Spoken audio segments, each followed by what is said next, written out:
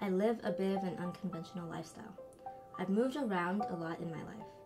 My parents are from Bangladesh, but I was born in Saudi Arabia, and I lived there for about 5 years before moving to England. And then about 5 years later, I moved to Canada. I moved back and forth between those countries, and when I was about 19, I lived in Bahrain for part of my university years. Before then, moving to New York, then back to Bahrain, then to Canada where I finally graduated. It wasn't until about a year ago when an old friend of mine mentioned the term third culture kid, and that's when I came to know that I am one. The third culture actually refers to first culture being the parents' passport culture, second culture being the culture where they have moved to, or the host culture, and that can change multiple times depending on how many times a third culture kid moves. And the third culture is the culture that actually exists between people who have this shared lifestyle. So other people who are highly mobile have created this sort of expat world, and that's the third culture. I kind of forgot about it until my most recent relationship ended, when it made me realize that my third culture kid upbringing has shaped me as an individual, and I wanted to learn how that would play a part in my relationships. So I went on a journey to answer that question. How does a third culture kid's upbringing influence their relationships? But another question came up. After talking to a few third culture kids in Toronto, a common difficulty each of them had was knowing how to say goodbye and process goodbyes. As a TCK, every TCK deals with more grief in their life than their peers. And they might not recognize it as grief. It might be just, loss of place, loss of things that you can't bring with you from one place of another, loss of friendships. And so it's really like losing identity all over again every time.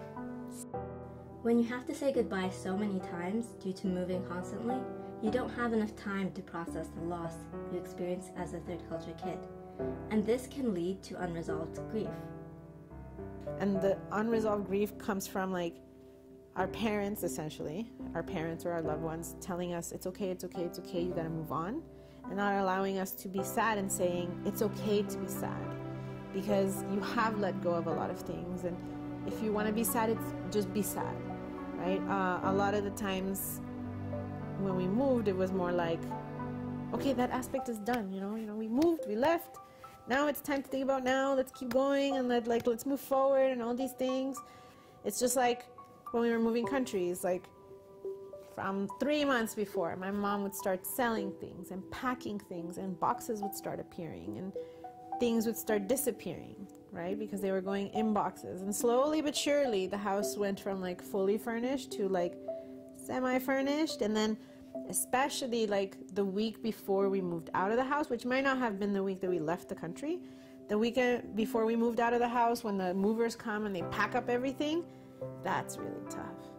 I think one of the important ways that a TCK can help themselves sort of settle down if they do want to live somewhere long-term or be in a long-term relationship is to be proactive in engaging their other cultures while staying in that same place. So just even the basic sort of what has been the most important thing in my life so far, and asking those kind of questions, having those kind of conversations with other TCKs just continues to build that sort of sense of security and identity that we need to live productive and mature and healthy lives.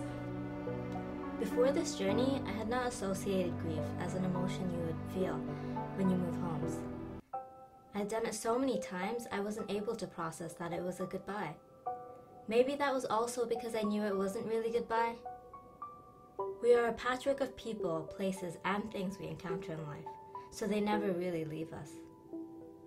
Along with the rituals we take to process a goodbye or keep our past with us, this journey has taught me that shared experiences and feelings are what unites us so that we don't feel so alone in this world and helps us grow and move on.